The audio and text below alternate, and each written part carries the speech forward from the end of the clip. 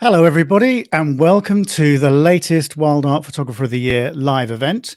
And tonight we're going to be talking about this month's competition category, Eyes. And I've got Peter Bambusek all lined up in the green room, the virtual green room, all ready to go. And we'll get to talking about Peter and the competition category right after this.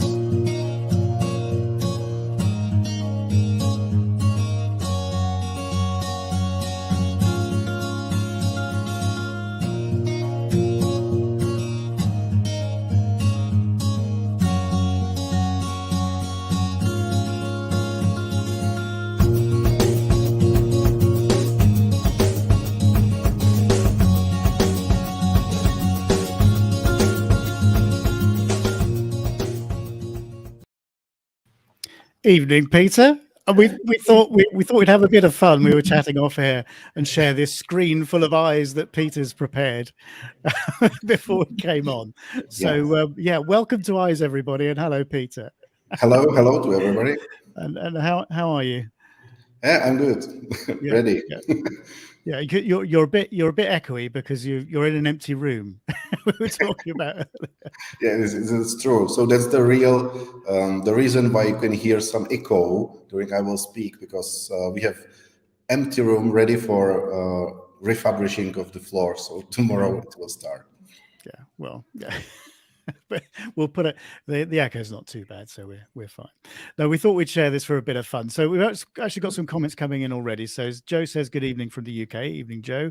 Eli Porat's on. Hello, Eli. Hello, everyone.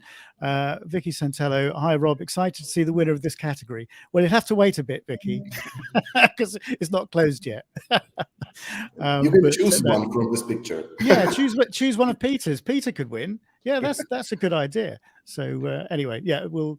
Then actually, talking of winning winners presentations, we've got the next one is going to be next weekend.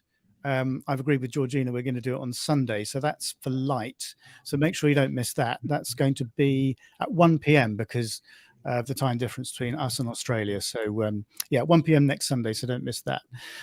So Lawrence Doherty says, "Hi guys, hi Lawrence. Hope you're well." So the structure of this we sort of talked about, didn't we, Peter? And we thought we'd just share some of your images that sort of demonstrate eyes and the sort of stories that go behind them, because you've done a lot of work, particularly in South America, haven't you, with sort of reptiles, amphibians, and birds. And you can see from the selection that we've got up. But yeah, so that's what we thought we'd do. So shall we start with the first picture? Yes, for my part, let's start. Yeah. Okay. All right. Well, I'll tell you what we'll do. Peter and I are going to flick around and sort of, because we've both got screens to share. So let's. Well, I'll tell you what. I'll move my screen onto the right image because I'm on the wrong image. I'll stop sharing this screen for a minute and I'll pop this one in. So, Peter, is this a fiddler crab or something? It's I guess the name is ghost crab. Ghost crab, yes. Yeah, because we in fact we had one of those, didn't we, in last year's competition in one of the other categories, I seem to remember. Yeah. I found this crab very interesting for photography because they are walking around the beach, and once the wave come, they are flowing with the wave there and back. So this is the moment. And I was laying on the ground in Borneo. It's from National Park of Bako. And I spent 1 hour with this, playing with this, because I just got 3 or 4 sharp pictures, because you have to follow the crab, which is flowing there and back with the wave. It's a hard to get. We're getting wet. Yeah, of course, but I don't mind in tropics to get wet, because you are wet all the time. So at least it was warm wet, not like in my country in this. Yeah, the UK. Yeah, yeah, sure. It's freezing. So if you switch the picture to mine, I will explain some backgrounds from how it works. So this is the crab without the water, just waiting for next wave. It's a best surfer in the Bako National Park. And I really like the technique with composing of the still animal and some flowing water, flowing something. So I use this technique a lot of times. Last time I used it in Galapagos during the Galapagos trip, and I used the internal ND filter of my camera to make this effect. And the same is with this basilisk lizard basking on some stone in a rapid creek. And you're using that sort of slightly longer shutter speed to get the movement in the water and get some sort of dynamicism into the image, really, aren't you? It all depends on the speed of the water. So if it's in a sea, it's very shallow, and you have to wait for a few seconds to get the right effect. But in this rapid movement, it was just I guess it's a fourth of a second or something. Not even a second. This one is longer exposure. It's 1 second, I guess. Yeah, it's beautiful. And this is the situation where two iguanas are basking on some isolated stones in a sea, and all the water is coming across the iguanas and back. And it was hard to get some sharp pictures because they presumably are moving. Yeah. Yeah. Once it disappeared, iguanas were on different position and everything. So I guess just 2 sharp pictures out of 20 of my tries. I think it's a really sort of interesting approach that, we're using that. I really love it. And it was again with the internal ND filter, because it's open area and there's a plenty of light. So you will deal with 200 of second or something, usually normal shutter speed. So I push all my ISO down to 80, or I guess so. Yeah. And use the internal filter to get the right. To slow the exposure down. Yeah. Yeah, I can try to show exit data of these pictures. And I think the original image that we showed was a great example of how to highlight the eyes in an image as well. Mm-hmm. Because it's there's a sort of lovely contrast of color, and that the first thing your eyes go to, you're just drawn to those eyes sticking up, and actually it's quite small in the frame, but it really works. I think it's a fascinating image. I like this picture as well. Yes. Yeah, it's brilliant, because you want to know more. And I think from a judge's perspective, I've said this before, that people like to know about, judges like images that tell stories. And this kind of tells a story that I want to know a little bit more about this creature. So, absolutely. So this is just a few examples I use in my photography. I use all the time, if it's possible, if it makes sense. For example, this is a running atta taken on long exposure. It was in the dark, in the night actually, and it was 1 second exposure and flash on second curtain. Yeah. So rear curtain flash. We've sort of talked about this technique before, and we've seen it in a lot of sort of competition entries, where we've got light trails. So obviously it's a long exposure with some ambient light created from natural light or from some sort of artificial LED panel or something like that, plus the sort of flash at the end or the beginning. You can create different effects depending where that flash goes, or a strobe effect to that flash. So there's a number of flashes during the exposure which can give you a trails, and then the animal spotted along the frame as it's moving. The flash is freezing it and capturing it as you're going along. So it's really good fun to experiment with this sort of thing. Yeah, it is. I really love to experiment with lights and flashes, and I really love the night time of the day, because there is just dark and you can experiment much more than in the daytime. So I spend a lot of time during the night in jungle and looking for this kind of motives.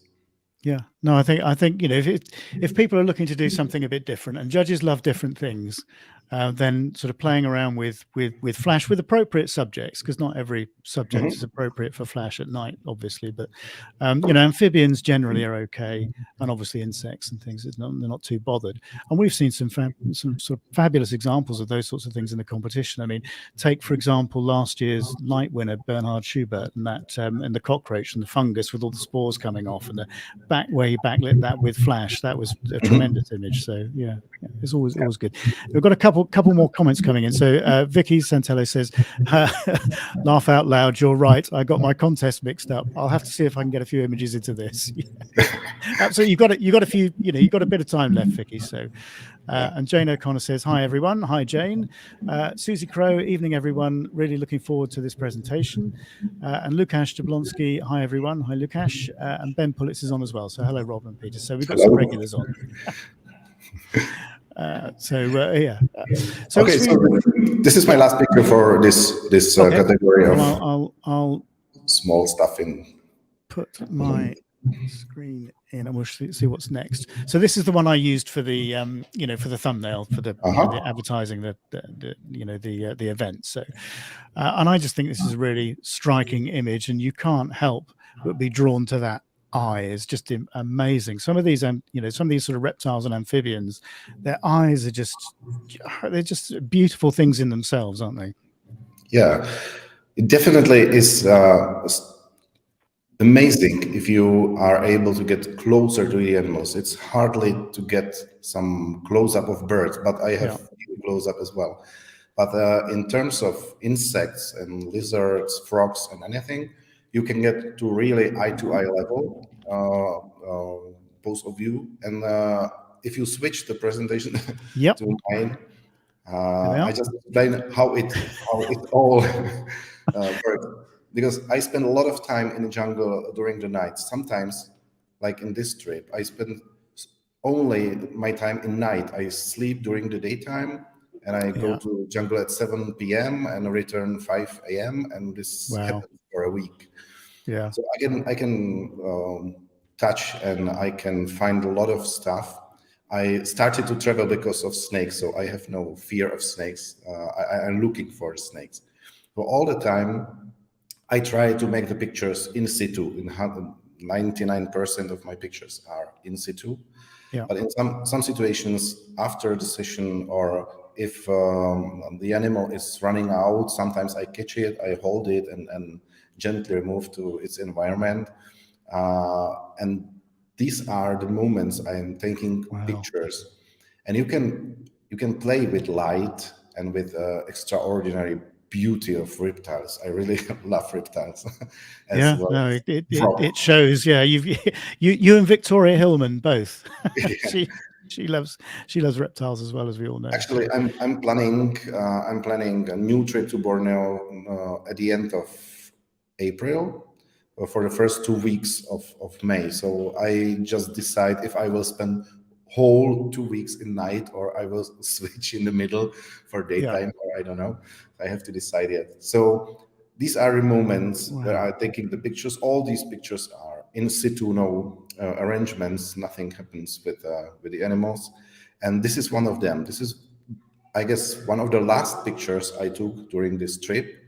It's trip to Mulu. If anybody is going to Sarawak in Borneo, I highly recommend Mulu Park for the small stuff like lizards, insects, and frogs, and anything. Not much for birds and big animals like apes and monkeys, but for the small stuff, it's really a special place, and I travel there a lot of times. Yeah, what's your favorite lens? Presumably, you doing this with macro? I have to say I'm very open-minded for regarding to the motifs I meet. I'm just walking through the forest, and if I meet some nice stick insect I never seen before, I can spend with it 1 hour, as well as with this lizard. But to be honest, this lizard was one of the most common. It was sometimes every 4th or 5th leaf was habitable by this gecko. And this was special because it was sitting in a really nice pose. I usually skip these geckos because they are just laying on the leaf. But this one was something. It was a really special moment with a leaf, cut it by some stick insect probably, or Yeah. maybe caterpillar or something. And it's great mark that something happens in the forest if you see some damaged leaves, because there are a lot of insects eating eating the leaves. So if you see damaged leaves, it's great to look around because it means something is around. Yeah. And And then the other thing is it's about composition as well. It's about seeing those different compositions without that leaf. yeah, It's yeah. not half the image, is it? It's the relationship between the leaf and the animal and the way it's, Yeah. you know, It was it all hangs together. it Yeah. was hidden. I found the lizard from the other side, and when I walk around, I saw, oh, from this angle is just head, really nice friend head. So that was, I found the lizard from the opposite side, but I Yeah. And if turned you can, around. it's always pays, doesn't it, to walk around subjects? I mean, it's Yeah, not always possible, of course, but it you know, you is it get is what you get. advantage it is advantage of tropics and night walks and careful walking. Yeah. And because, for example, this gecko is active during the night, so now he is waiting for some insect, for something interesting, but his behavior means stay still and wait. So they are really patient for walking around. Yeah. And this is from the same night, I guess, but another species. This is angle-headed lizard, and he is a burial time lizard. So he is sleeping actually at this moment. I Right. woke it up Yeah. I accidentally, said his eyes are open. and Well, at he said least one something like, anyway. "Try it again. I will run." Yeah. But yes, these two are lizards, but this is nighttime hunting lizard. This is daytime hunting Yeah. lizard, and this daytime hunting lizards are much more patient. You can almost touch them, and they are okay Wow. with it, Yeah. because they know once they will not move, they survive some predator or something. And this is as well the angle-headed lizard, different species from different area in Borneo, And the and it's colors are here. amazing, aren't they? I mean, it's It just, is. it's just draw you in. I will show you the picture. How, what was the composition of this lizard in a forest? It was like this, Wow. Yeah. and we were walking on this trail through the forest, and we helped us by holding the trees to rise the hill. And four people hold the branch somewhere here. And after I came, I said, guys, They you didn't see really it. didn't notice that there is a huge lizard on the track. Wow. Oh wow. And he was still for, I don't know, half an hour. We all of us take pictures from wide angle and fisheye and everything. He was Mm. just sitting like this, waiting what happens. So it was great. So they are really invisible. They are very common in this area. They are so invisible.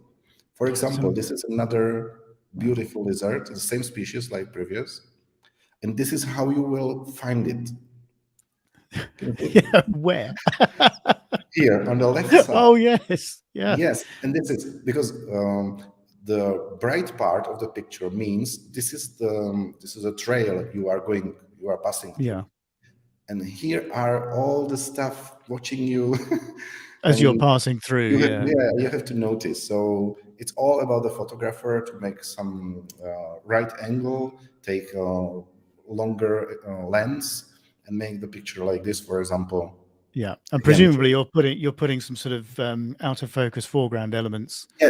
in So front of the the lens to program try and create background, that yeah, soft yeah. feel that I've talked about before. And Um, again, the eye is really catching part of the picture, so I can hide almost the whole lizard and keep just the eye to be yeah. the most important part of the picture. Yeah, and that's what the category is all about, isn't it? It's all Yeah. about drawing the attention to the eye. And if people haven't seen the winning images from last year, do go and have a look at those, because I think sort of Trey Anfield's gorilla really that was the winning image last year, and that well, I mean, it sort of said everything it needed to say about that category. I mean, the whole concentration was on the eye of that animal. That was an incredible picture. Got a couple more comments coming in, Peter, so let's deal with those. So Jenny Williams says, really enjoying this presentation. Well, thank you, Jenny. We've a few more images to come. So, and Claire Harvey May is on. Hi, Claire. Hope you're well, and you'll know Claire, obviously, Peter, as well. I suppose we ought to call them OM System now, hadn't we? Not Olympus. Got to get used to that. And Rachel Piper says, hi, everyone. And Joe says, beautiful lizards. While we're talking about OM System and Olympus, I ought to just mention to everybody again that they've been really, really generous with the Best Portfolio Award this year by giving us the OM1, a couple of lenses, and 1.4 times converter as the prize. I mean, it's best part of £4,000 that's worth. So that is an incredible prize to win. And we'll come on and talk a bit about the OM1, Peter, if you don't mind, at some point, because I know you've had it for a while. A few words. Yeah. So this is the last picture again from this month. Yeah. So, that's for the Best Portfolio Award. So just to run through that quickly, to enter that, you need to enter 10 images, each image representing each of the categories that we've run this year. So that's open until the 31st of October. So that's really, really worth entering, because that's an incredible prize. Even if you're not an OM System shooter, as I said, running that as a second system, it's an incredible piece of kit. So we'll come on. We'll talk about the OM1 in a bit. Yeah. I have some pictures from our trip. Yeah, good. Okay. Do you want me to move on to the next picture? Yeah, sure. Yeah. Okay. I'll just add this in, and over we go. Wow. Talk about grabbing your attention. Yes, this is really almost the same story as before, because these pictures are taken on the night walks. I conduct a lot of night walks. I spend a lot of hours during the night. And if you switch back to my presentation, you will see a few more frogs, which can, I guess they are the winners in a beauty of eyes. Yeah. Because there are so many different markings and everything with different colors, and I'm really striking by the frogs. This frog, for example, is from Madagascar. It's, I don't know, 2 or 3 centimeters large, small. Small, yeah. Small, yeah. This is from Panama. This is glass frog. You can see through the skin. And it was fun with this picture, because we went to the area with a lot of glass frogs. We can hear them all the time, but we didn't see a single one. And it was madness, because we say, they are here, I can hear them. Yeah. So do they make very different calls depending on the species? It's almost like birds, you can recognize the species from the call. Mm-hmm. Yeah. Okay. So the glass frogs are my favorite, by the way. And after a few, 10 minutes of wasting of time, I look down below the leaf, and below the leaves there were 10 frogs hanging like this. This is not a reverse picture. This is how I found it. And they were making the noise. You can see them. So they're blowing up their air sac. So after that, we said, oh, they are here. So the night was really, really long, and we found some breeding or mating glass frogs, the same species. Wow. And this is my very favorite from Borneo. This is I love this image. Hornet toad, and you can work with the beautiful eyes just with angling the lights. So I'm using 1 or 2 lights. At this moment, it was 2 LED lights. I would choose flash in a new era, but this is few years old picture. I used my LED, but you can make the final picture right in your camera. There's no need to make some post-process. I mean, it's almost drawing on elements from sort of human portraiture, isn't it? This type of lighting style. When you see those sort of moody shots of people, with dark backgrounds, you're borrowing from that, aren't you? It's very important to learn the light and how it works. and that's the reason why I used LED for this at the beginning Yeah, of my because you shooting. can actually Yes, see the effect exactly. of it, Because in real you time. see the Yeah, final picture before you make it. With a flash, you have to have some imagination or yeah, internal LED or something in yeah. your flash diffuser to imagine what happens after. Yeah, I think that's why some people sort of shy away from Flash sometimes. It's because they're not quite sure, how it's all going to work out and the effect that it's going to have. And I think Yeah. with that, it's just a question of experimentation with it, as with everything else. But the good It's thing about digital is, of course, you can see the results almost straight away. yeah, it's question of the training because Yeah. I don't know if we will see it. Oh, yeah. Yeah. These are my favorite frogs. I have, Life size. yeah, it's life size, and it's tough, very tough frog. So I'm working with them in this room. I just shut all the lights down, and I learn how to make it in a forest in my living room Right. first. So So I you're learned practicing beforehand. You're learning these lighting absolutely, techniques. So when you go and out in the field, try. yeah, Yeah, after yeah. my family is sleeping, uh, at midnight or something, I start my lessons of self-training. Do you actually ever sleep?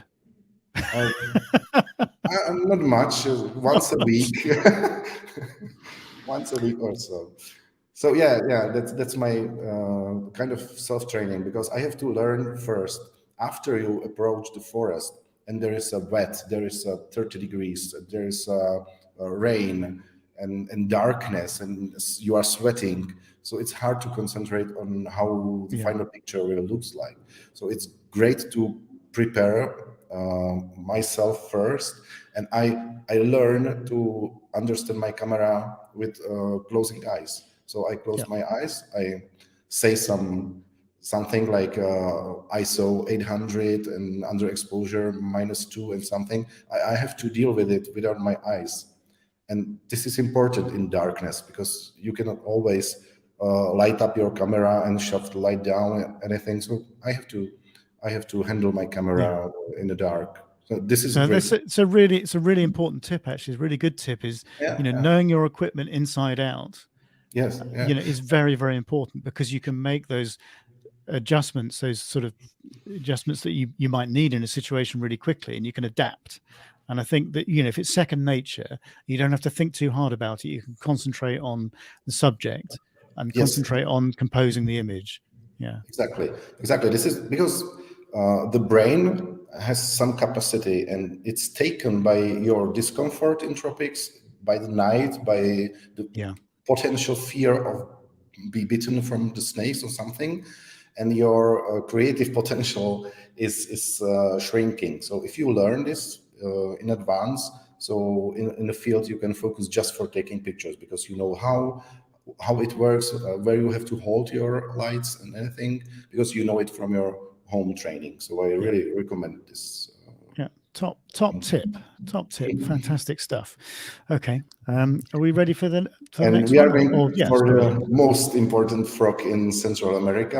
I guess 50% of income of Yeah. Costa Rica came because everybody wants to see this frog. And after you spend a few weeks in Costa Rica, you refuse to see another one because they are quite common if you are in the right place and visit the place at night, for example. So this is the picture of the eye.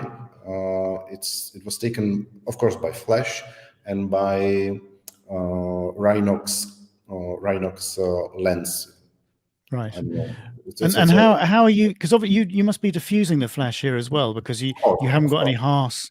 any sort of harsh highlights. So I sort of touched on this with Andrew McLaughlin actually in the first of our Desert Island Picks things that we did a week or so ago, and he was talking about diffusing sort of flash with macro work. So how do you go about it, Peter? What's your Yeah, I setup? have. Oh my God, I have. or I don't is know. that too complicated a question? No, it's not too complicated, but it's something like whole grail for me. So I'm all the time looking for best diffused light ever. So Yeah. I have a lot of diffusers, self-made or bought from the market, not from the ordinary camera stores because they don't have the right diffusers. But a lot of macro photographers, they offer their diffusers for sale on internet. And I have few of them, MK diffuser and Beetle diffuser and my friend's Kurt diffuser. And I have a lot of stuff, and I all the time uh, starting to work with them, because you can use one flash and you need one diffuser and different size for example, for small insect or laying snake, because it's much bigger. And it's weird. I have a lot of diffusers and I try it all the time. Yeah, but it's that attention to detail, though, isn't it, that produces these results? If you, Yes. if you're experimenting all the time, because I can tell, I like to look at, when I look at an image, like, and I know it's taken with flash, I would like to work out where the flashes have been placed. Yeah. And sometimes you can do that with a reflection from the eyes, for example. Like I can tell here, there's a flash sort of above, because you've got that, you've got that sort of highlight at the top of the pupil there.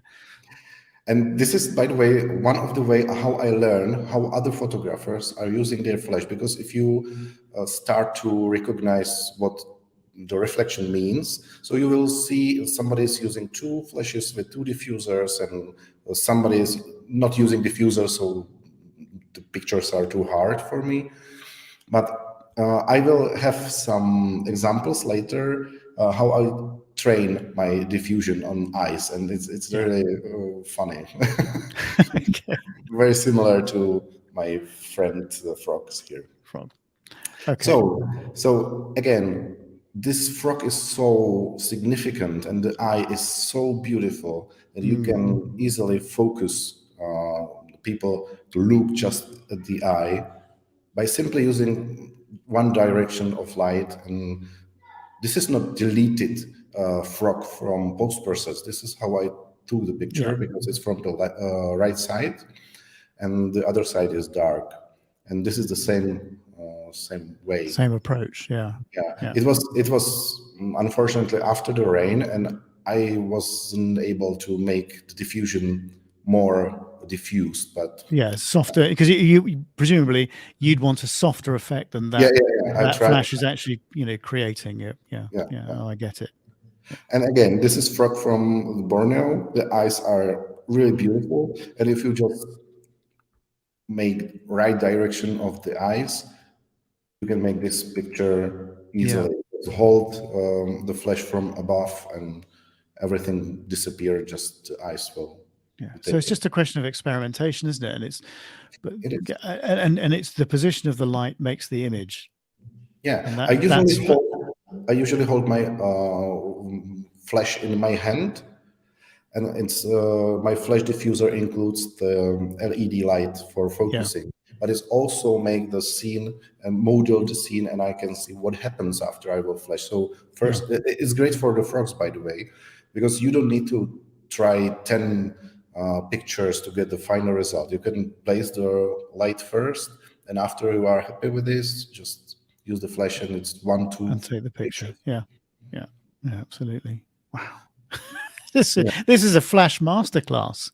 It really is. It really is a flash masterclass. The flash is really new dimension of photography. If you open your mind, the flash is something you starting to create your pictures, because in nature light, you just take what you see. With flash in the night and this kind of stuff, you create a picture, because there is nothing. There is a dark. Nothing is. And with natural light, you're relying on certain elements coming together, aren't you? I mean, you can obviously be creative with it. As I've shown with. I mean, a good example is swans, for example. With the white plumage coming out of dark shadows and just catching sort of a shaft of light, for example.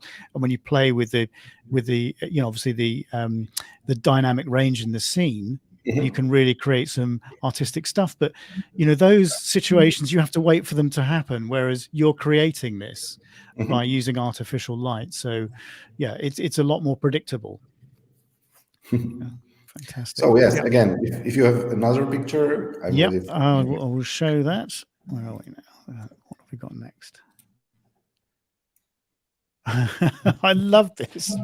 The texture on this skin is just it's fantastic. Looks like me on after a good night out, actually. The next morning.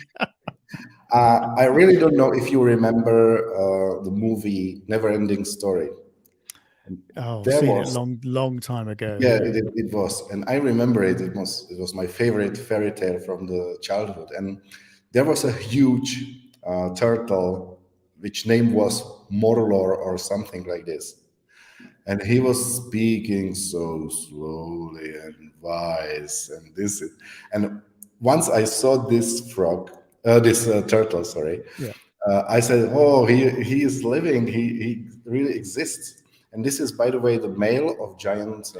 I'll add your thing into the stream because yeah, Yeah, yeah, it's the it's same okay. picture. So yeah, It's from Galapagos, yeah, and actually, this is mating male. Below is female, being ready yeah. for next generation.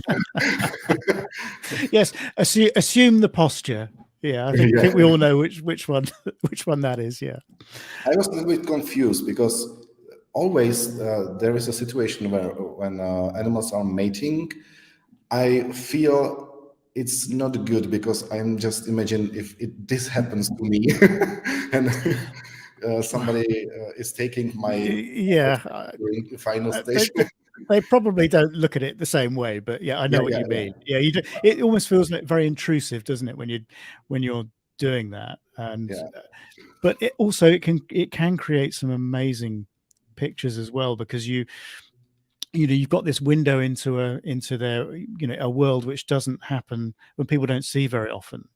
Hmm. And I think as wildlife photographers, we're there to tell stories, aren't we? And I guess reproduction is part of that. And Hmm. yeah, I know what you mean. You feel intrusive, but it's important.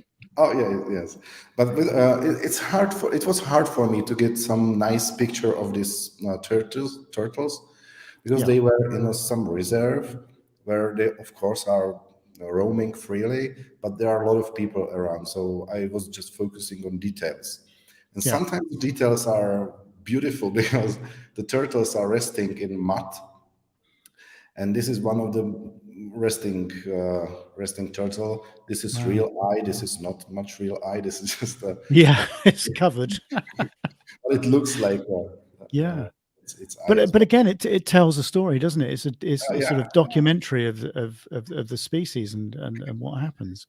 And I think those are really important. Some of them. I just lazy Okay.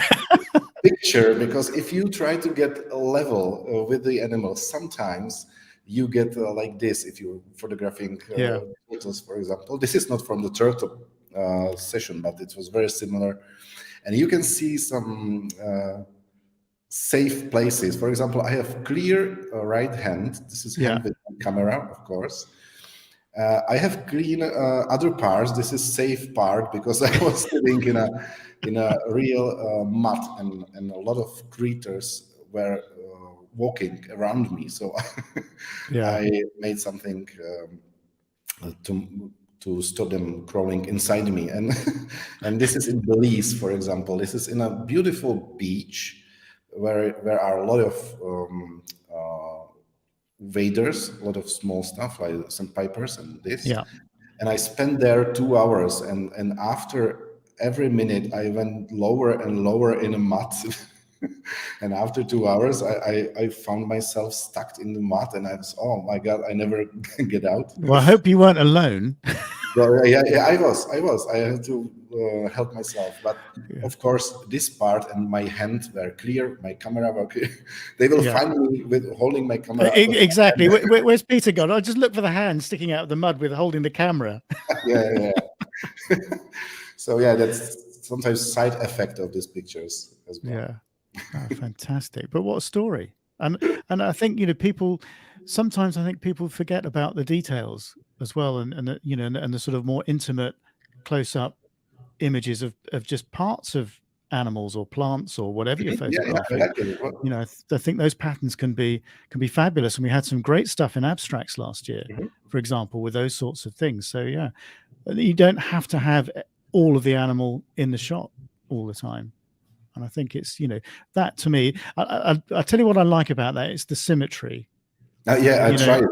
I have yeah, 7 pictures in a series, and just this one is almost in a right center because he yeah, was moving like this, and it's not equal on all pictures, but this one is my favorite as well. I chose it from the series. No, it's the symmetry and it's the texture and it's the light and the contrast. It's everything about it. I said it. It looks like me when I'm grumpy, which is quite a lot of the time. Older I get, the grumpier I get. Anyway, are we ready for the next picture? Yeah, sure. Yep. Okay, let's move on and see what we've got next. Oh, back to our frogs again. Yeah. Yeah, I guess I covered this topic with. Yeah, we did. Yeah. If you have another one, we can. So let's move on. Yes, very my favorite. Wow. Yeah, and now this is a great example of the first thing you get drawn into there is the eyes, but it's not just a question of the color. It's a question of the composition of this image and everything around the eyes, which leads you straight there. And this is very, very, this is so clever. You know, this looks like it's easy to do, but believe me, it really isn't. This is a fabulous picture. This is my very favorite pictures, of course, because this was one of the finalists of Wildlife Photographer of the Year a few years ago, 2015.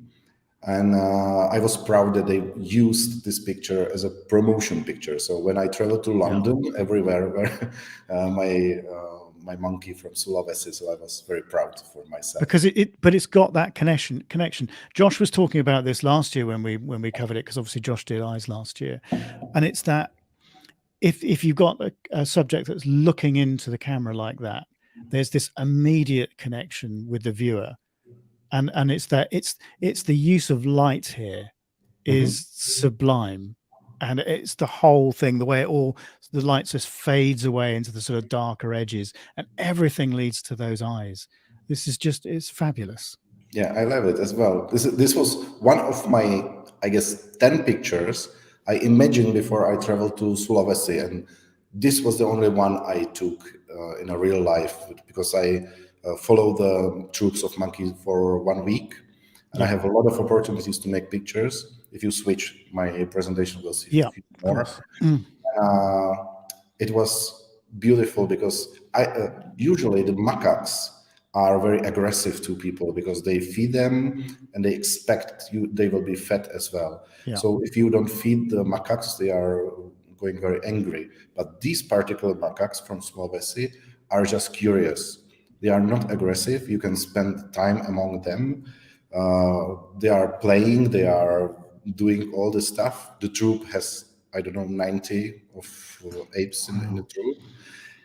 And I spend most of my time in Sulawesi with these monkeys. And I imagine few different situations when I would like to photograph them, but just the one I used show us was captured. So this is how it works. When after few hours of walking behind the apes, they stopped for a while. I sit among them and they come 1 second, 15, sitting all around me, touching my camera. Wow. It's a very intimate moment because they were not aggressive. I was part of the troop, and it was one of the most important days. Well, and that's another really important part of wildlife photography, and taking really engaging images is gaining the trust of these animals, so they're relaxed. If they're if they're not comfortable, that comes across in the picture, doesn't it? And that has the ability to ruin it. And I think this is a theme that runs through really good wildlife photographers, is that they understand their subjects. And again, I guess it's rather like going back to portrait photography again. You know, if you're a portrait photographer and your subject isn't comfortable with you, then that comes across. Absolutely. That discomfort comes across in the images. And the really good portrait photographers are the ones that settle their subjects down and create and generate a rapport with them and get the most out of them. And this is exactly what you're doing here. I found what you are talking about in Africa. I was there with one really good photographer from Finland, some beautiful lady taking amazing pictures. And I was there for taking pictures of animals, of course, and she was there for taking portraits of local people. And the approach of her to local people was really good because she didn't say, okay, stay there and I will take a picture. No, she said, what kind of music do you like? Do you like Yeah. to dance? Do you like to sing? Sing me something you like. And they were talking about for 15 or 20 minutes. And after that, fantastic pictures were taken.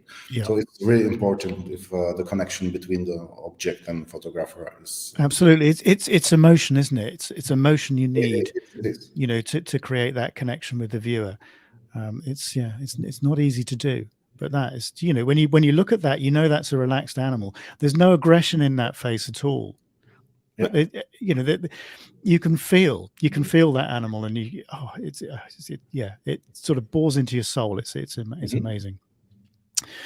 Couple of comments so Vicky Santella says, oh my goodness, Rob, it is indeed a flash masterclass. I'm getting so many good ideas from Peter. Well, this is the whole point of these things, is to get people to start thinking. And flash is a really complicated subject, I think, and something that I need to improve myself, and it's really good to get the ideas and and learn off these people. So Robert Spencer says Moria the Ancient One. I think he's going back to your film reference there, Peter. Yeah, you will get more later because I have prepared some special topic. Okay, good. Okay, that's about the picture of. Okay, let me share another. So actually, let's see what we've got next. And if anybody wants to ask any questions as we're going through this, then please do, because I'm sure Peter and I are quite happy. Well, Peter mainly because he's the expert. Happy to answer any questions you've got about the category or about Flash or whatever you want to ask. So so don't be shy. We kind of talked about this one, didn't we? Yeah, we covered already. Okay, so let's move on. Oh my word. This was the gift of Mother Nature. Sometimes I sometimes think that Mother Nature say, okay, I give you something, look, and this was the moment. Yeah. I have a story. If you switch the picture, I explain how this happened. It was in a park, Kenkrachan in Thailand, and I was there with 3 clients. In the middle of the forest, there is a 20-kilometer long trail or dirty road, better say, from the lower part to higher part. And my clients asked me to leave them on different parts of the road, and I will pick up them when I will return. So one was going for photographing kingfisher on the small creek. I stopped there, I continue. Second one for the butterflies and anything. Yeah. And I drove my cart on the highest place of the park. So I took a few pictures and traveled down. And it was fun because I found different stuff on the road. It was this lizard. I love lizards, so I have to stop and make the picture. And this is a different technique as well, because you've got high key here. It's high key. It was sitting on the road when I was driving.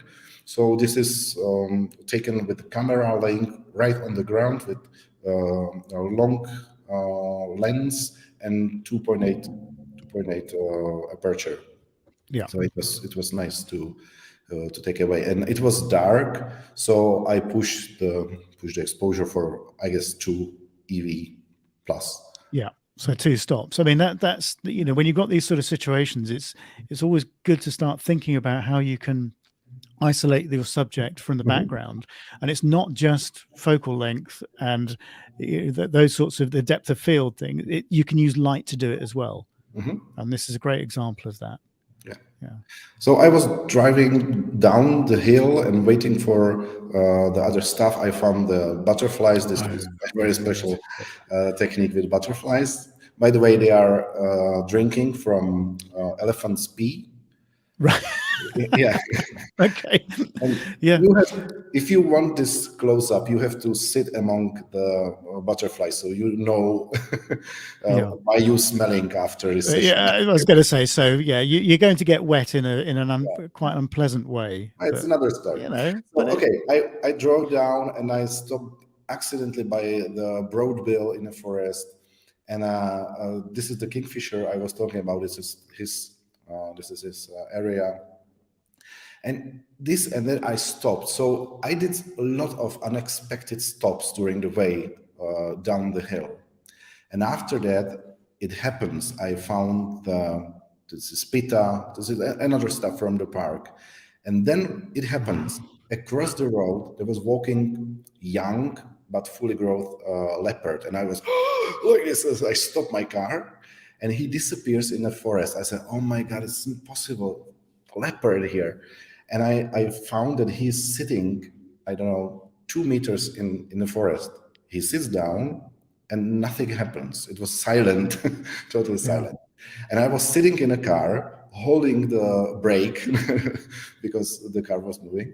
So I spent my time on a brake and I tried to focus on the leopard. But because I met some birds before, I had attached the extender 2 times. So I have 600 millimeters, and I was shaking. I was shaking like in a winter. I was like this. I tried to make a picture with 600 millimeters. It was impossible. So I took away extender and throw it away to car. And well, in those moments, equipment doesn't really matter, does it? You've got to get the shot. This happened because the head of the leopard was covered by the higher leaves. It was like this. And after I was shaking and making noises and throw away the extender, he made something like this. This is the look you can see. That one moment, and presumably that didn't last very long either. Yeah, and I took 4 pictures. 2 landscape oriented, and I switched it to portrait. And after that, he just disappeared. Yeah. So there was that fleeting moment. 5 minutes of heart attack. I was sitting in a car and said, okay, I will not look at the pictures anymore because I don't know if they are sharp. If they are not, I'm idiot and I lost my chance. Did you? I know Vicky Santello's on the Vicky won wet category. Did you see that image with the bobcat and the mallard? Yeah. That is exactly what you're describing. That situation there where you get that once in a lifetime sort of, you're in that once in a lifetime position, and this thing. I mean, this cat looks back at you with the mallard in the right place, and you must have. Well, she was very excited after she took that. If you look at the picture, there is a little bit blurry dark part. It's like this, and this is the stick in front of the I see what. Yeah, the out of focus. Yeah. So when I try to control my pictures, the first picture was perfect sharp stick and blurred leopard behind. I said, no, it's not true. We've all been so there. I moved to other pictures. One sharp leopard. Okay, what the other direction? What the landscape direction? Again, stick, perfectly sharp. Yeah. And the leopard. And just for fun, I will show you the first image of this 6-image session. And that's the one. My first image with a 300 millimeter extender, shaking hands. Yeah. Everything was wrong. And after, I took this picture. So this is the story. But again, that's knowing your equipment, and it's staying calm, isn't it? In those situations, it's very difficult to do. Sometimes it's really hard, like in this moment. Yeah. And when I picked up my clients, I asked them, "Did you see anything, the kingfisher?" And I said, "No. After 2 hours, no kingfisher at all." Oh, that's not good. And the other one, oh, no birds. I didn't find anything. Did you see anything? I said, I don't know if you would like to know it, but yes, I've seen something. But I'm afraid to show you. So when I showed the picture, they stopped to talk with me for the rest of the trip, of course. Yeah. You knew, and you just kept it to yourself, didn't you? You knew what was going to happen. It's just the way it goes, isn't it? It's the way it goes. But I guess, some people have a knack of being in the right place at the right time.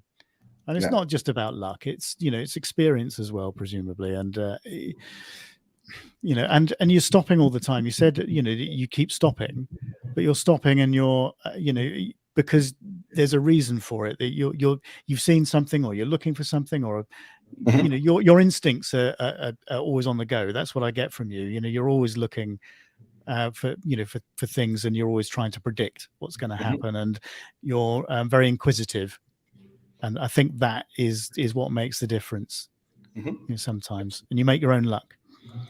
Said this before. You remember that Gary Player quote when he chips in from the bunker, and somebody from the crowd says, "Oh," he said, "you're so lucky." And he turns around. Apparently, he turns around and he says, "Well, do you know what? The more I practice, the luckier I get." And it's the same thing. So yeah, it makes sense. Yeah, that's the story behind this picture. It's my very favorite. But again, you know, it's that direct look that is really compelling. And I think, you know, and I go back to the Trey Anfield image again from last year, you know, the gorilla, that look, it's you can't, it's very, very difficult it's not like making a cake, is it, where you know what the ingredients are and you know what the process is, and you can do it every time pretty much if you follow the same recipe. You know, it's very difficult to tell people what the ingredients are of a good image. You just know it when you see it. So, okay. Should we move on? Are we ready for the next? Sure. I don't know how many there are left, actually. Yeah. This is. We couldn't do a session on eyes with you without, you know, bringing in sort of, you know, close up, an insect close up. And this is a hornet or a wasp or something. It's a hornet. Yeah. It's a little bit sad story for the hornet, not for me. I'll bring in your image because I know you've got the same one showing. So yeah. This happened during the COVID situation here, and we traveled with my children and my family to some rented chalet for holiday. Yeah. And what we noticed one night, it was that hornet nest was just behind our main window. So we opened the window at night to make some freeze because it was hot summer day. And after a while, I don't know, 4 or 5 hornets came inside the room. So we closed the window, but there were 4 children's, and they were like, what happens, and anything. So it makes no sense to try to open the window again and try to let them go. So unfortunately for hornets, we have to kill them to save our children, because we didn't know they are allergic or anything. Yeah, I mean they're quite. Yeah, you don't want to get stung by them. That is for sure. Yeah. They aren't aggressive, but unlike the wasp, they are active in night as well. So they are all the time. Yeah, I get them. I get them around the house here all the time in the summer. You know, and they I don't know whether you noticed this, but they quite like the warmth of the brick wall at night, and they'll sit on the bricks. So I was thinking this way. It's bad story for the hornets, but for my children it can be some educational moment, because I never catch hornet to show them how they looks like. So I take the hornets we killed and try to make some pictures. They were going to bed, and next morning I was thinking I will show the picture to them. But I noticed very quickly that it's hard to make the picture, the precise picture, with just simple one shot. So I took all the stuff I have along with me, and it was really fun. With my friend, we did a small studio. He was the notebook or laptop, because it was, I guess, 90 shots together. It's so this is a stacked image. This was focus stack. Yeah. And I tried to stack 5, 6 images, and it was just nothing. So I have to stack 90 images.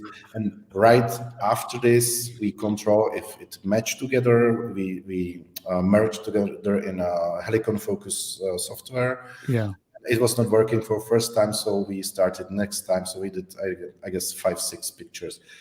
This is the hornet holder. Here is. Was it a little matchbox or something you got? Yeah.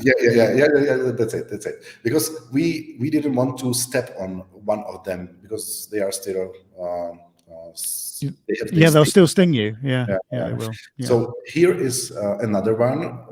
The body was taken off, so we just have the The head head. Yeah. shot. It was hoarded by I don't know the name English name for a wooden part of. It's used in the kitchen. Oh, what you mean? I think you're talking about a Yeah, I know this what you mean. wooden something. Yeah, you use them for barbecues, Yeah, yeah, skewer, a wooden skewer. Yeah, yeah, yeah. yeah. And I found that this is not working because behind the hornet there was the color of this wood. So because we had a lot of children along, so we have some pencil, dark ones, and we darkened all the way this one. And what else? We used everything we had. I mean, So this isn't just a snap, is it? I mean, this. How long did this take you to get this image? I guess 1 hour. Yeah. Well, what a fun hour, huh?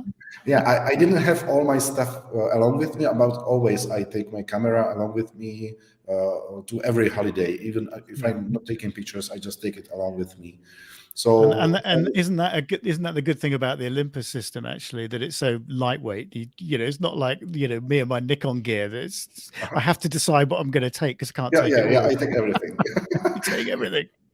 Yeah. So this is the situation on the table. So we placed a small chair on the table to hold some holders. Yeah. This is a reflection from the bottom part because I have the light from the upper side, so I need some So using a white light. card to reflect it back in from Yeah, underneath. so Yeah. Yeah. that is the situation how I took the picture, and we took 4 or 5 pictures, I guess, with the sting as well. The sting, Yeah. I tried to photograph the sting. It was 200 pictures merged together. So Wow. really nice night. Again, we were 200 going to bed at 3 pictures. a.m. or something. Were you doing presumably you're these 200 pictures, you're doing this manually, are you, this focus stacking? So you're, or is it an automatic thing Yeah, it within was the automatic. It's right? internal feature of the stacking. So the only what matters was if there was not unaccepted movement of the whole scene, because 200 pictures Yeah. take a while. So that was the reason why I had my laptop and I merged it Yeah. after. We didn't move whole scene, and after we said, okay, it's okay. So we moved the other. Yeah. So Wow. this is one, and this is the second. So there are two hornets, different shaped Fantastic. heads. And my children were happy when they see it from such a close. So say, "Oh, this is beautiful." I say, "Okay, they are beautiful. That's why I would like to show you. They are not just dangerous. No animal is just simply danger and nothing. They are beautiful." It's yeah, I mean, we always look at animals from our own perspective, don't they? Yeah, And yeah, how that's it. they can That's affect it. us negatively. Yeah. Whereas really we should be concentrating on, the beauty of them and the good that they do, and the importance that they all have as a sort of balanced ecosystem. Because these are important pollinators, and they're scary. I mean, I have to say they're not my favorite things if they're flying Yeah. around the bedroom at night. Yes, that's exactly. Yeah. Oh! Exactly. I've never been stung by one. I shouldn't say that, should I? Me And I neither. But have, I have I have no desire to be yeah. stung by one of these things. That is for sure. But, anyway, so we've got a couple of comments. So Vicky says totally the same kind of heart-stopping moment. Rob, thanks for the mention. This is about the Vicky and the bobcat, of course. And Rachel Piper says, I just keep saying "wow" out loud. Yeah, I know what you mean. I tell you what, it's so diverse. Your portfolio is so diverse, and the techniques that you use. I I think try that's the to. compelling thing. Yeah, I love the nature as a in a global point of view, and I yeah, found this perspective in tropics because in my country there's almost nothing, and it's everything is scary. So you see the things just for a few seconds when they disappear.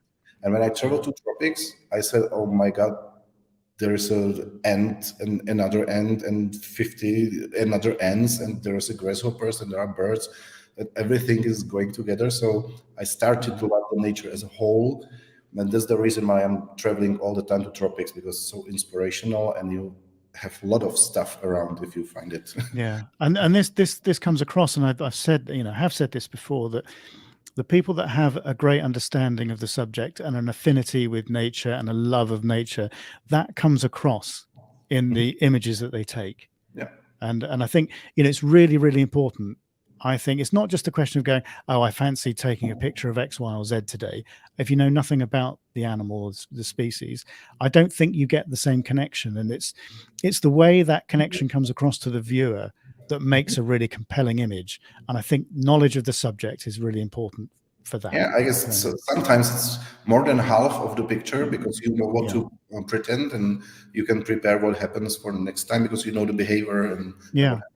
And Sure. also, I think your mood and the place that you are in personally comes across in the work that you do as a photographer.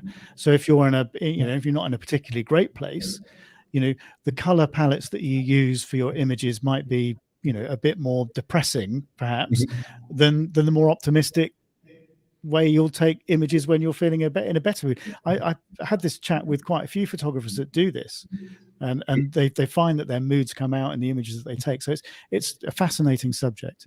So Jane O'Connor says, this has been great. Thank you, Peter and Rob. What wonderful photos. I have to go now, but I will rewatch if possible. So yeah, it'll be up on YouTube and the Facebook page, so you can catch up with it at a later date. So it'll remain up there. Okay. What have we got next? Let's see what we've got next. Oh, yeah, this is the last one actually. So we had to have a bird in here, and again, this is a different style, altogether. But one thing I've noticed actually is that you quite often put the eyes in the central part of the frame when you take intimate images like this. I love symmetry and I love the center composition, because a lot of people is thinking about composition in a thirds, because it's a recommendation, take everything in a thirds. And I think it works, it's perfect. But once something is symmetric, like the turtle, like the hornet, anything, I like the central composition, because it doesn't make sense for me to place everything in some thirds.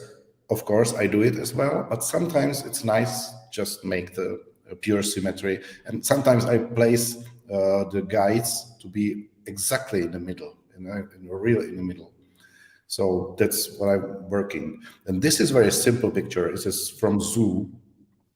And I try to take these pictures to compare my new equipment. Usually, when I don't know why the manufacturers are releasing their camera in the winter, and in winter time there's literally nothing to photograph. So I have to move to zoo and take some pictures out there. And there are usually 5-6 species outside the. So is this with the OM1? This is one of my favorite places in zoo. There's a group of few species of flamingos, and it was actually a very interesting day, because it was in the winter, it was snowing, and I crossed the flamingo exposition, and I found very interesting motifs out there, because it was snowing and the flamingos were staying there. It was dark, so I underexposed my camera and get some really nice stuff. And in the other part, I found the kingfisher. Yeah, I love this image of yours. Yeah, I love it so much. It was really nice. I got I don't know 5-6 pictures from the day, but everyone was different to each other, and I was really happy with the results.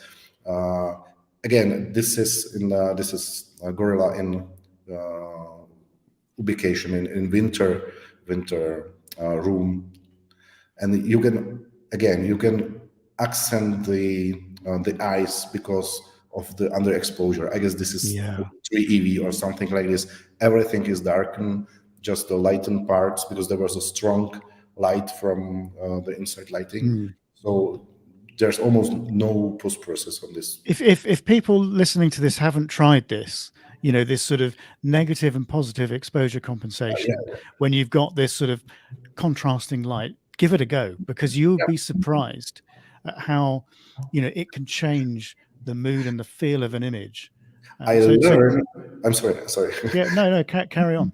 I learned this technique in tropics because in my country, usually people are waiting for morning light or evening light because they are soft and beautiful and colors.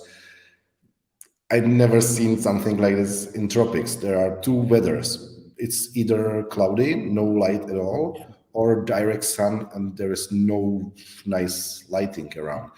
And a lot of people stop to shooting in the direct sun. I understand why, but sometimes this is the only moment which makes the pictures different because the direct sun makes all the lightened parts too bright, and if you underexpose you can get really nice pictures which you can never get in a evening light or morning light. So the tropics learn me to use these techniques because I can just sit on my veranda on my hotel or try something. I can delete it all the time, so it's cheap. Yeah, and I Cheap think way. if you're trying to do something different, I mean, if we're talking about competition photography, which obviously is, is pretty much the subject, because we're talking about eyes and your category, then if you're sat next to people taking the same images, Yeah. it's very, very difficult to stand out. If you then do something a little different and come away from the crowd and go and try something which perhaps is a bit off-piste,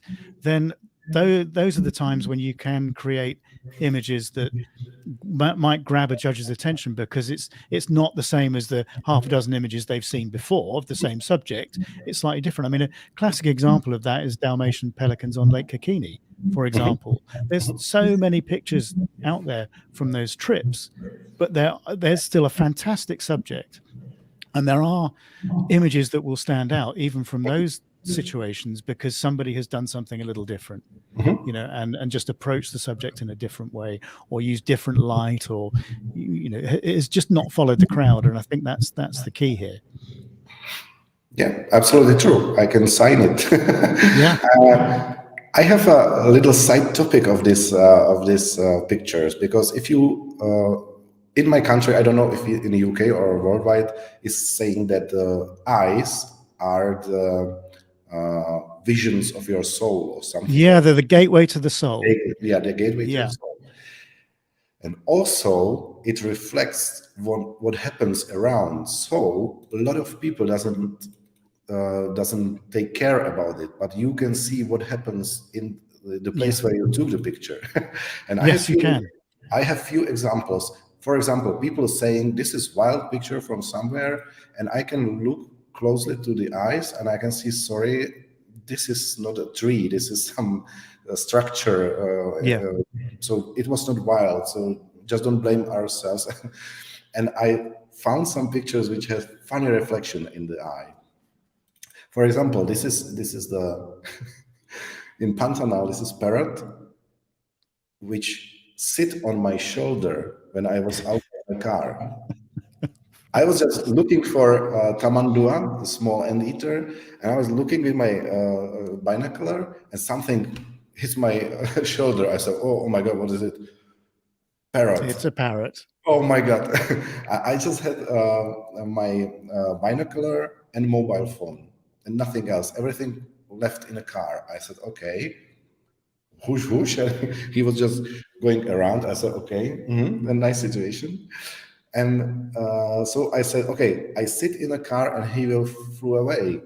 But no, parrot was still here in my sitting with me in car. And I said, oh my God, what happens here? And then after a few meters I drove, he disappeared through the window and sits on this branch. And I took the picture and he disappeared forever, and it was just a fun moment. But when I look in the eye, you can see the car I was in. Yeah. I know. It's I always love that, actually. This is cool, and I found it on a lot of pictures when I was photographing from the car, and I was happy that I can approach the animal very close. So this is the reflection you get from a car. Yeah. And this is the learning part again. Yeah. This is exactly how I learn the light in a reflection of the eyes. So this is with two flashes. So you've got that sort of system either side of the lens. Yeah, those micro flashes. this softbox is lumiquest. There are two lumiquests on two flashes. And I found if you place it closer and if we place it and you slow it down so it's not so hard. Yeah, so it's not such a harsh. Yeah, You can see the difference. It's a very simple difference. You can get closer and lower light, and this is the difference of the eye. And this is what I'm training on. I just take my daughter's toys and I try on the toys because they have a lot of fur.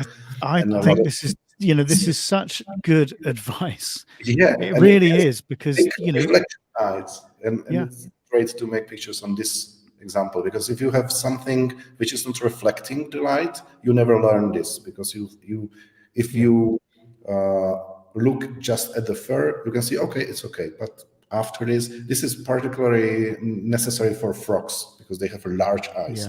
If you're photographing insects, it doesn't matter, but frogs, I mean that's the thing. I mean, and they're convex, aren't they? The eyes are convex, so it draws in. It's like a fisheye lens. It draws in light from surprising angles. So you have to be a long way away, or it has to be very, very subtle, not to be obvious.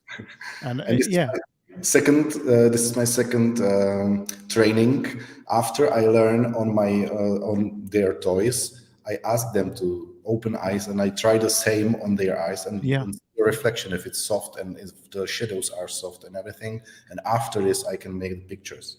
Yeah, because it's nice to have a little catch light, but it can be overdone. It can be overdone. Yeah, absolutely. Here is another example of fantastic reflection in eye. This is Canopy Tower in Panama. Very beautiful place. If you look around from this top level, you can see sloth all around. There were 3 sloths. We just came and they said, okay, today morning we have 3 sloths here, there, and there. And there's a beautiful view over the forest to Panama City, which is nonsense in Central America. And you can see toucans croaking in an eye level. So it's beautiful in the morning. You can see sloths and anything.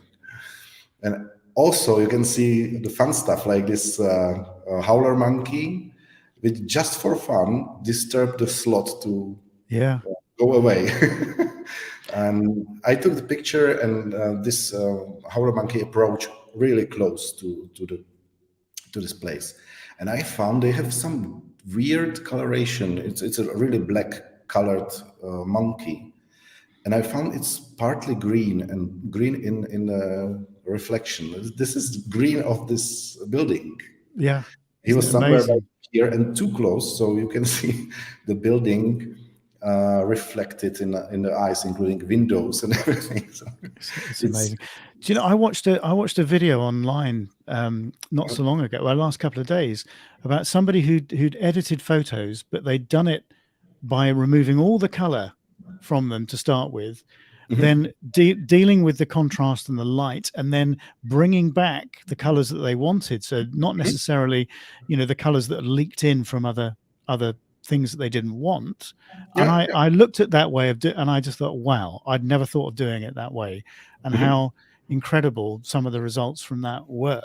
And this is a prime example of that, isn't it? Where you've got that sort of color cast coming in from the building that you don't particularly want. But honestly, this picture doesn't make sense to edit for 1 hour. No, but it's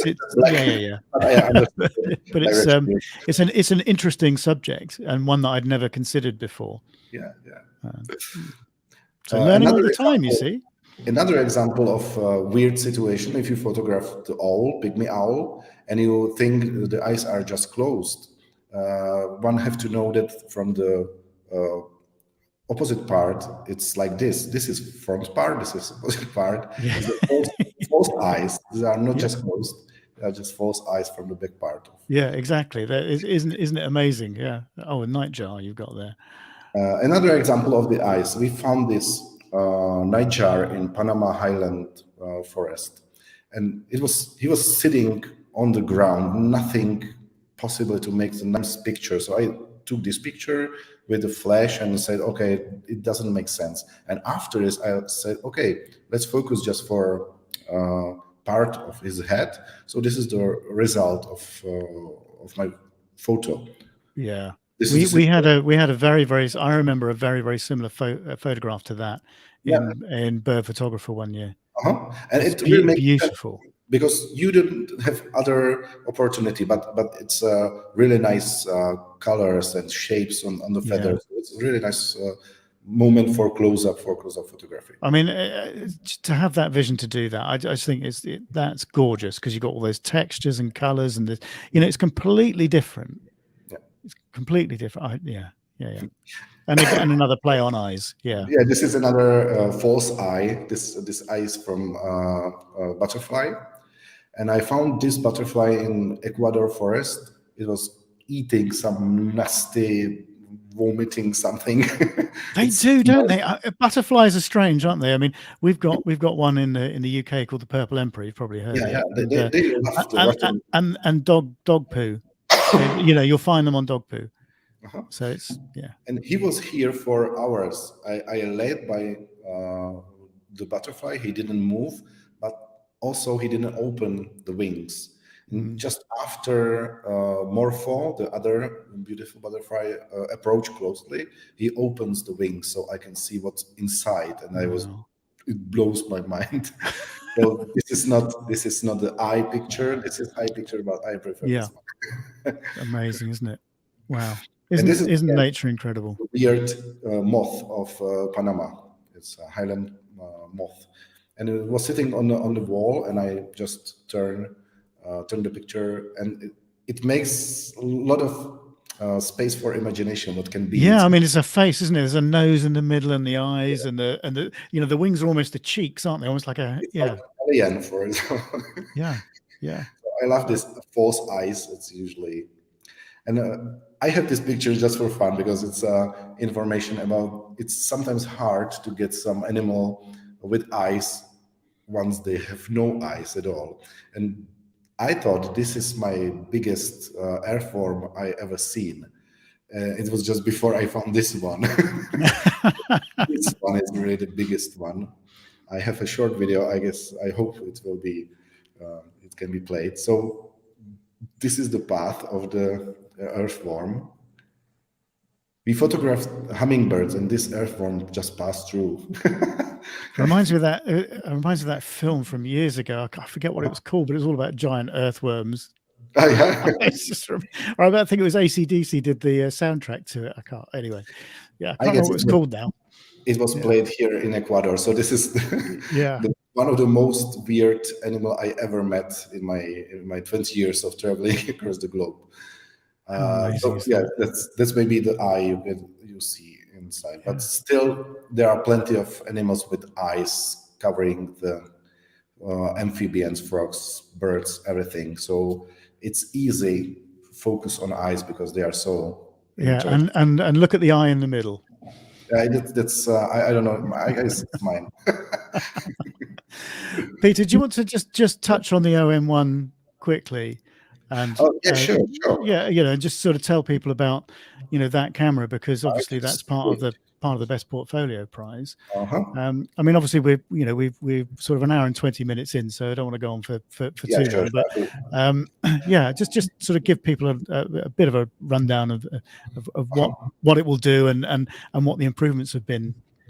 I've been using Olympus since 2016 after EM1 Mark II hit the market, and I found this amazing. I found, oh my God, I have to buy it because I was in a moment I was thinking my equipment, 16 or 17 kilograms, is too heavy to walk across the forest, and I usually use 6 lenses, 2 bodies, some flashes, anything, and it was 16, 17 kilograms. If you want to take 1 bottle of water along with you, it's another kilogram of walking. So I tried Olympus for a few weeks, I guess for 2 or 3 weeks. And after 2 weeks, I said, okay, it's 7 kilogram equipment equal to my previous. And my previous equipment was perfect in terms of sharpness and everything, but the weight was crazy. So I said, okay, I will switch and I will try. I usually change my mind and never look back. I never sell something and said, oh, this was a mistake. No, it's all after my trial, and I started. So since EM1 Mark II, I started to use Olympus and never have intention to come back for full frame. Even I know the advantages of full frame. And now the new camera under new brand OM system hits the market, and I have the privilege to use it for a few weeks before it was officially announced. And accidentally, it was just really by accident, I traveled to Ecuador and I have opportunity to use it in field, which is best part for me. As I mentioned before, I don't know why manufacturers sell or launch Release, yeah. in winter. I really don't know why, because nothing happens in winter here. So I was happy that in February I can travel to Ecuador and try it in a field, and a lot of different stuff of pictures. First improvement, and I guess this is the biggest improvement, is the focus system. It's completely changed based on a new stack sensor and new chip inside, which is working much faster than before. So now there is 1,053 focus points. Yeah, I've heard that. It's covering whole picture, so you can place everywhere. And I've heard it's so fast. It's very fast. It's really fast. Yeah. People don't believe me because I am ambassador of the Olympus, and people think that I have to say nice things about Olympus, but I would never use it if it's not working. So I try to show my pictures and say, okay, if you don't like it, I'm really okay. No worry with this. But if you like it, it's not because I get some money to be nice. I can explain it more. Yeah, so yeah. What I really like is focus system and the ability to create your own shape and size of the focus area. You can make it different shapes, different steps to the left, right, and anything. So these are the custom C1, C2, 4. And there is a brand new subject detection feature. It was previously in EM1X, that's the mark, but it's really improved, and it's from the other universe comparing. Yeah, well, I know that Andy Rouse has been saying he's been where he'd normally pre-focus on a lot of goldfinches and things like that. He was taking it. He can use the tracking system now. Yes, and the autofocus is so quick. I found some mistakes from the previous users of EM1X. Yeah. Because in EM1X, it works just in tracking mode, no other modes of focus. But now it works in single focus, in continuous focus, and it works much better than in tracking focus. So I saw some video on YouTube where one person was using this in an older tracking focus mode, and it doesn't work as anybody can expect. But if you leave the tracking alone and you just use continuous focus, it works amazing. So that's my suggestion. Don't use it in a previous CAFTR, but in a simple... It's a whole science, this, isn't it? It is, yeah. Because there's a lot of combinations of all the stuff. It's a combination of the tracking. You can see my setting of the right half of the picture to just say the camera, this is the part of picture where you have to focus in the moment two animals are approaching the scene. So detection is on both parts, but the active one is... so you're prioritizing one area of the frame over the other. This is advantage of your personal custom AF frame. So you can make the different, maybe it's even stripes. You can make a stripe of 5 pixels, and you can move the stripe left to right. For example, if you have a lot of birds, maybe 5, 6, 7 birds, you can place the detection stripe on just one part of the image. So it's and really... I tell you what I like about OM system as well, or Olympus. is the community they have around them, and the backup, and the background staff, all the training and everything else. They've really focused in on that. And I mean, I'm a Nikon shooter, as people will know, and I love their system, whatever. But in terms of sort of the customer relations, they're nowhere near what OM System do. And I think it's almost like a community, and I really like that approach. They're such a great company to work with, and I've worked with them for years, obviously with Bird Photography of the Year previously, and now obviously with Wild Art. But I think that the support they give their the people that use their system is amazing, and I think there's a real advantage. Yeah, I think that people are still struggling if full frame is better or this is better, or whatever is better. And I have a different approach. I don't compare what is better, because there are so many situations when full frame is better and the others when this is better. But what I'm doing is focusing on strength of the system. So if M43 is strength in this part of photography, I focus on this part. Yeah. For example, from the tower, the green tower, I have a picture of one bird of prey. It sits above the green background, and all my friends has the picture with the white because it was against the sky.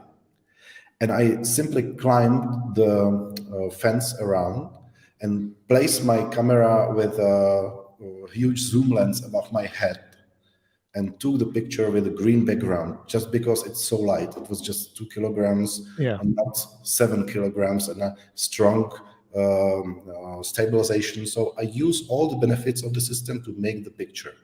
And this is the most important, because it doesn't matter which one is better or worse. What only matters is your imagination, and if you can use the strength of the system for your pictures. So you've managed to get a picture that other people can't get, or if they could get it, maybe they've got more megapixels. Maybe maybe it's better if you zoom in and you look at it really closely. But you've got the image they haven't, and it's the system that's done it. So I really love the picture from Tim Lehman of the orangutan in a tree, and he won world press photographer, and he won wildlife photographer in 1 year. And it's taken by GoPro camera. I don't know, it's a 5 megapixels camera. The strength of the picture is the idea and realization, not the amount of pictures. Not the amount of pixels you've got. Absolutely. And this is another example, and the reason why I love the system, why I love OM1. I know what you're going to do here. Because this video is my favorite one. It's not torturing the camera. I return actually from photographing iguanas in Galapagos, and the camera was covered by sand and mud and everything, and this was the most gentle way how to clear it. And I know, after a lot of experiences, after a lot of rains I went through, that this camera will survive and nothing happens. I never do it all the day and every time, and it was just twice during the trip, and I knew that this will survive. So this is another strength part, and this is my current equipment I use till today. So it's a 2 OM1s, and this lens is miracle among all. Yeah, well, we've heard a lot about that. The 150 to 400, isn't it? Yeah, and now the combination of these two equipments can cover, I don't know, maybe 70-80% of all pictures from birds, from animals, from even close-up for dragonflies, butterflies, everything is focused from close distance.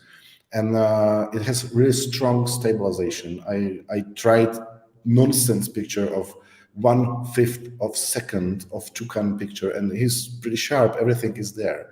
Wow. So this is why I use the system. And OM1, this is me before I had to clean up my camera. It was wet, and the salt was everywhere. Yeah, I mean, I shudder to think what the Nikon would do after I'd given it that sort of treatment. Yeah. Yeah, and another part is improved, and it's the insane speed of the camera. Now it takes in a highest speed 120 frames per second in full resolution in RAW. It's not the reason to buy it, because there are just few moments when you can use it, and that's what I was talking about before. Yeah. If there is a chance, if there is opportunity to use this for, I don't know, toucan approaching the nesting hole, and you have just one chance for few flaps of wings with 120 pictures per second, you get more wing positions and you can choose for more pictures. That's the point of the speed. Yeah.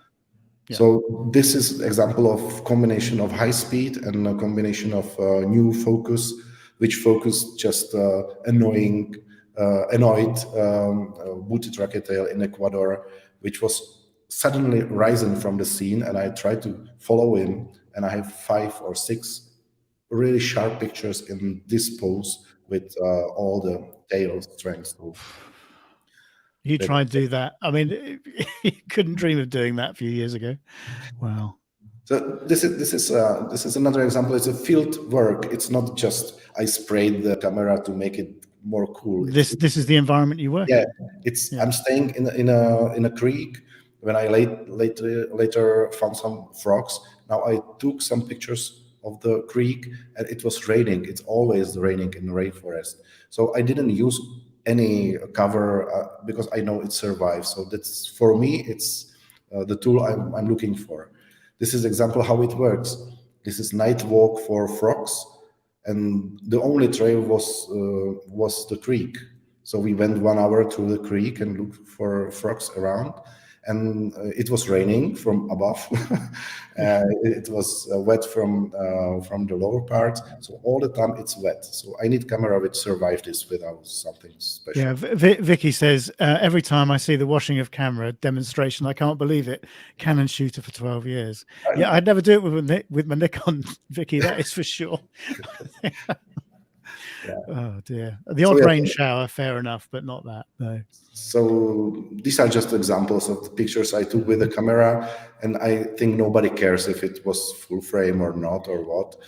But I guess, I mean, how can you, you can't tell, unless you blew the image up to, look at every single individual pixel, then you can tell. But I did this with a Bee Potty exhibition a few years ago when we were at Bird Fair, and I knew that some of the images were taken with Olympus gear and some were with a higher resolution Canon or Nikon. And I went round and I said to people, right, I think it might actually have been one of your pictures actually. I think it was the toucans. Do you remember the toucan shot we had in the exhibition? Yeah. And I said to people, right, tell me which of these images is taken with the Olympus and which, and when you compare them against, and not many people could pick them out. It's only a tool. It's the last part of the photography story. So those images were A3 plus size, so they were big. Yeah, we had this very similar in my country a few years ago. I was asked to take full frame in zoo and my camera to zoo, take 40 pictures. And I was hoping that they will print 20 of them to try, people ask which one is which. So they just print 4, and they printed 1 meter long and place it in the most prestigious camera stores in my country. And people can say, okay, this one is from full frame, this one is not. This. After 1,000 of responses, 85% didn't find the difference. They didn't know which one was. And from the 15, I guess there was just a lucky guess in some ways. So I think this really doesn't happen. But of course, if I will feel that my creativity and everything is pushed down by the camera system, I will never stay with the system. It makes no sense for me because I'm a photographer. I'm not a person for marketing. But I really love the camera. I never had this intention. And I try to focus just for the strengths of the system. And that's why. I think that's the thing, isn't it? It's using a system that fits your mode of work the best, and people get too hung up on megapixel count and everything else. it's just what suits you and allows you to create, you know, what you create in the easiest way. And it's not the same for everybody, and which is why cameras have different characteristics. Yeah. So, So, no, so fantastic. these are the results, and this is all behind. It's walking through the forest, walking through the creeks, waiting for some birds in dirty area, and this is environment where the pictures are taken. This is the results, but I don't know if it's just by camera. Maybe you have to be the person who is trying to make some unusual pictures by yourself. Every I camera. think I was so. asked.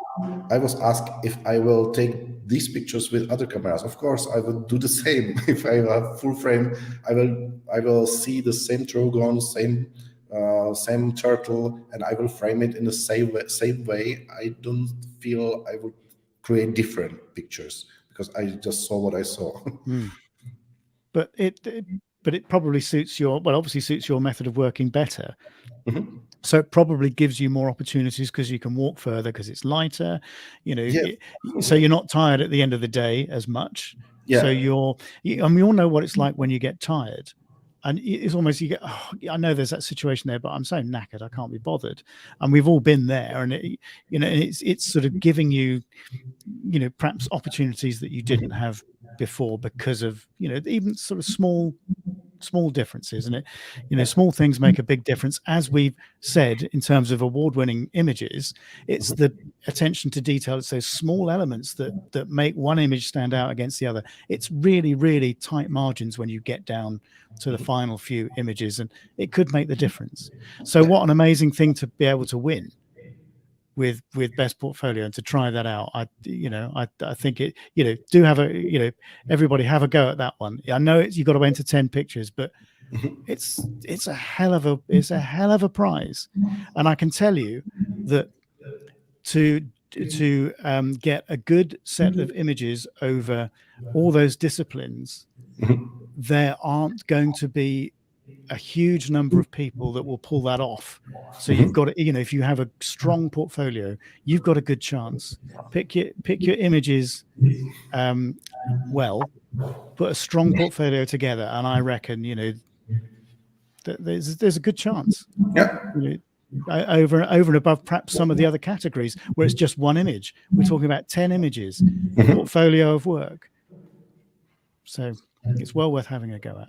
Anyway, Peter, it's been fascinating, and I hope it seems from the comments that have come across. I mean, we've had a lot of comments tonight. I think people have really enjoyed this. It's been wonderful. So thank you so much. Thank you For all the effort you've put into putting all this together, because I know how busy you are with a young family, with all your trips, you know, with the launch of the OM1. I know that's been keeping you busy. Thank you so much for making such an effort. It's been wonderful. So just a few comments coming in, I think, just at the end. So Susie Crow says, thanks Rob and Peter. It's been a fantastic presentation. Alan James, thanks Rob and Peter, great shots. And Rachel Piper, inspirational, thank you. So this is what it's all about. It's all about inspiring people, and yeah, get out there with your camera, people. So just I'll just finish up before we go. Let's stop sharing that screen, and we'll bring you up. We'll bring you up if I can. Oh, my mouse has gone to sleep. Okay, so let's remove that. Okay, so just a few last things to say. I'm hoping that the top 100 for silhouettes will be out probably next week, actually. Obviously, we've got the winners announcements for light next Sunday, so I'll probably announce the top 100 the following week, so sort of middle part of next week, so sort of 7, 8, 9 days, something like that, because that's all pretty much ready to go, actually, because Andy is getting married on Wednesday. So congratulations to Andy, by the way. You know, and wish you all the very best for that, and I'm sure it'll be a fabulous day. And thank you for your hard work with Wild Art, and I think the whole Wild Art team wishes you well. So we've got all that sorted, and I'll release that in a week or so's time. But the next live is is on Sunday, so don't miss that. because that will be the announcement of our winners for light. And I'll have Georgina Statler, another Olympus user, of course, or OM system user, as we need to call them these days. So don't miss that. So Peter, thank you very much. Thank you very much. Hang on the line for a sec. We'll have a quick chat afterwards. But I'll just sort of say goodbye now, and then we'll play a quick outro. And and I think I've got a top up of wine arriving, so we're just finishing. So thank you for that, Peter. I'll just remove for a sec. We'll have a quick chat afterwards. I'll play. There's Jennifer's just saying hello. She can't hear you. She's not got a headset on. Thank you for that. Right. Yeah. Where was I? Yes. Peter, thank you very much. We'll have a quick chat afterwards, and I'll just wrap it up and play a quick outro. So yeah, hang on the line. Right. Okay. There we are. So yeah, thank you very much for watching. I hope that's been enjoyable. What I would say is one last thing is, if you haven't subscribed to the YouTube channel, I'm doing a lot of stuff through that. As you may well see if you go on and have a look. So do make sure that you do that. Hit the subscribe button and the bell icon and all that nonsense, so you get notifications of new things as and when they put up. But thank you very much for watching, and I'll see you again this coming Sunday, when I'll be live with Georgina and we'll be doing the announcement for light.